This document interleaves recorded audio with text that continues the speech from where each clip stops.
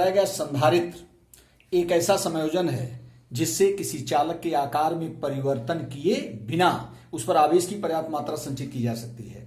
इसके बारे में तुमको बताया गया। अब हम किसी सर्किट में, किसी परिपथ में संधारित्रों को जोड़ते कैसे हैं।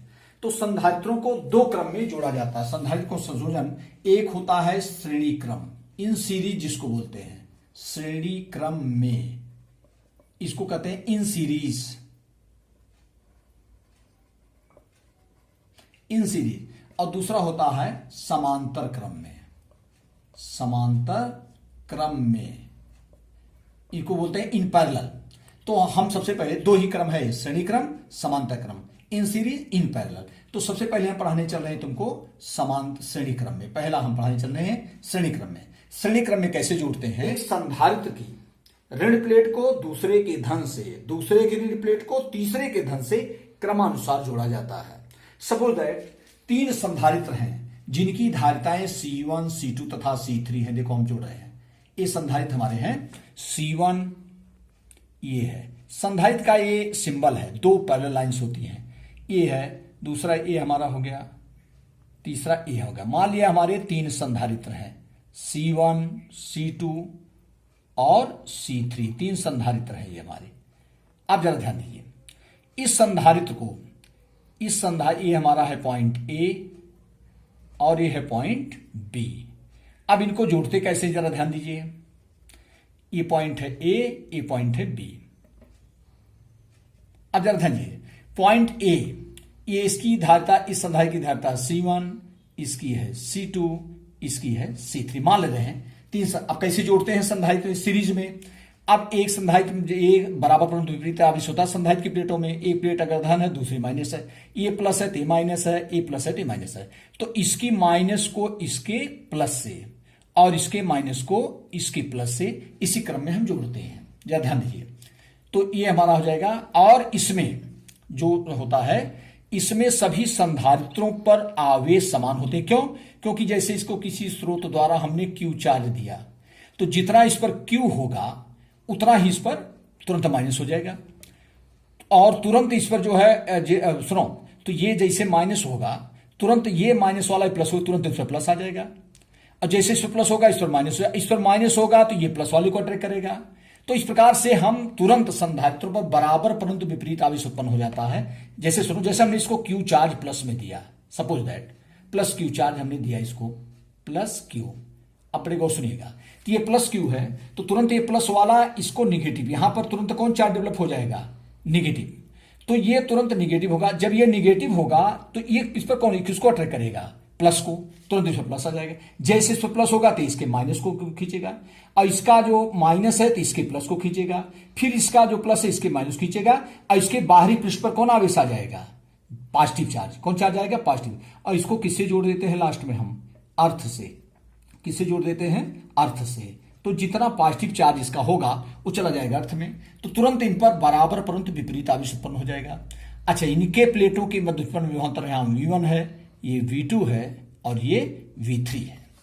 यह ध्यान दीजिए, इस पर एक चीज बहुत मार्क करना है कि अगर जितना इस पर प्लस उस पर इतने माइनस, उतना इस पर प्लस क्यों उत्पन्न हो जाता है। जरा ध्यान दो, हमने इसको प्लस Q चार्ज दिया, तो जितना इस पर प्लस Q होगा तो तुरंत उस पर इतना माइनस होगा अंदर वाले पृष्ठ पर, और बाहरी पृष्ठ पर प्लस आ जाएगा तो ये प्लस हो जाएगा।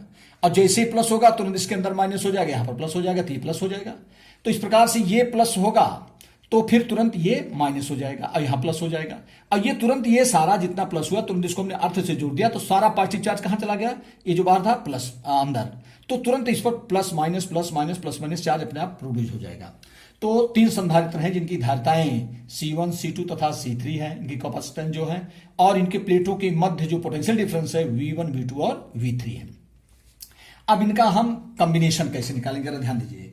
तो यहां पर हो जाएगा V1 इक्वल टू, ये V1 plus V2 plus V3 equal to हो जाएगा हमारा VK। ये हमारा हो जाएगा VK। इसमें हम निकालेंगे सबसे पहले V1 की वैल्यू, क्योंकि तीनों का कॉम्बिनेशन हमारा है V1 तो V1 equal to Q upon C1। क्यों? क्योंकि Q इक्वल टू होता है, चूंकि Q इक्वल टू होता है CB, इसलिए V इक्वल टू कितना आ जाएगा? V equal to Q upon C। तो V1 की वैल्यू निकाल रहे हैं, V1 इक्वल टू हो जाएगा Q upon C1, V2 equal to Q/C2 और V3 इक्वल टू हो जाएगा Q/C3। अब तीनों को जोड़ने पर, इसलिए V1 प्लस V2 प्लस 3 है Q/C1 प्लस Q/C3। अब जा चूंकि V1 plus V2 plus V3 is equal to V, यहां से यहां तक का टोटल पोटेंशियल। अब हमारा हो जाए, चूंकि यहां पर प्लस है, लास्ट में यहां पर माइनस है, तो इसके बीच का total V1 plus V2 plus V3 equal to हो जाएगा V के। इसलिए V इक्वल टू, इसमें सुनो, इन तीनों का V लिख दिए, इसमें सब में Q हमारा कॉमन है, Q हमने कॉमन ले लिया, तो 1/C1 plus 1/C2 plus 1/C3 ये हो गया। आप जरा ध्यान दीजिए, यदि A से B तक, यदि A तथा B के बीच तुल्य धारिता, इक्विवेलेंट रेजिस्टेंस जिसको बोलते हैं, तुल्य धारिता C हो तो V इक्वल टू आ जाएगा Q/C। जैसे आप V इक्वल टू Q/C, ये क्या है, ये कुल विभवांतर V हो गया, टोटल चार्ज सबका Q हो गया। अब मान रहे हैं इनकी जो इक्विवेलेंट कैपेसिटेंस है वो C है, इनकी धारिता C है, तो V इक्वल टू हो जाएगा Q/C। इसलिए अब जरा ध्यान दो, इसलिए क्या हो जाएगा, V का स्थान लिख देंगे Q/C is equal to Q bracket में 1/C1 plus 1/C2 plus 1/C3, फिर Q से Q कैंसिल हो जाएगा, 1/C is equal to 1/C1 plus 1/C2 plus 1/C3। ये हमारा है equivalent capacitance of the circuit. अगर इस सीरीज में जुड़े हैं तो इनका जो इक्विवेलेंट हमारा कैपेसिटेंस होगा वो कितना होगा, 1/C equal to 1/C1 plus 1/C2 plus 1/C3। अब हम बताने चल रहे हैं पैरेलल में, समांतर क्रम में। समांतर क्रम में कैसे जोड़ते हैं जरा ध्यान दो। समांतर क्रम में सभी धनधारिता, जैसे एक संधारित्र हमारा ये है, एक ये हमारा कैपेसिटर है, दूसरा ये हमारा कैपेसिटर है, तीसरा ये हमारा कैपेसिटर है।